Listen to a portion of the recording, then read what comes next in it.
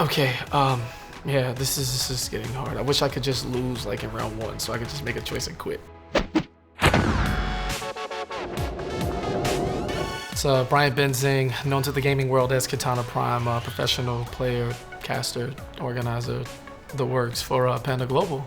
As the oldest of 8 kids, the whole big brother mentality is nothing. I'm like, that's in my DNA. Every younger kid that I see with a lot of potential or is like facing some misdirection, I always make sure to have a relationship with them and talk to them about how things go and basic skills that people need to talk about or showing the ropes, conversations that I wish the people before me would have had. It's sort of my thing. You started this because you want to win, but how do you define winning? Is it the trophy? Is it first place? Is it bringing new players into the scene? Is it growing this? Is it using your status as a leader to drive your community forward in every direction? Dated back to CEO 2012. That was my first event. I was actually going to school for a bit. You know, I had a final class that I was needing to get some supplies for, and instead of doing that, I took that last remaining money and went to CEO with it. Found this. I love rivalry. I love competition. I love the beauty of fighting games as a whole. It's basically chess if you had to move every millisecond. A lot of guys from the outside looking in think we're all just a bunch of savages and animals because we play with a lot of emotion, and our scene is akin to the old arcade days where attitude and personality was a lot. It's simple. Are you the best? Come. Every tournament is open.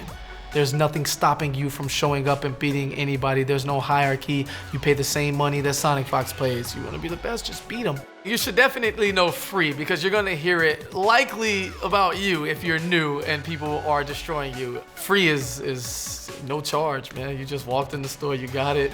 Easy. You know, didn't even try. It's one of the bigger insults. It happens to all of us. We've all been freed up at some point. I don't like people jumping on me in fighting games. That's my thing. So that's why I have a lot of quick air projectiles and good anti-air buttons. I just want to play a mid-screen game to where I control the air.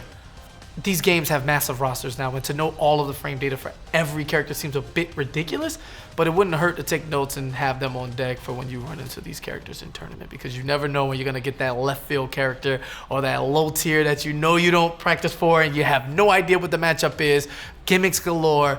It would be nice to keep that. So yeah, that's what I do. I keep some notes on deck and yeah, probably at least an hour or two just going through the cast to keep a refresher.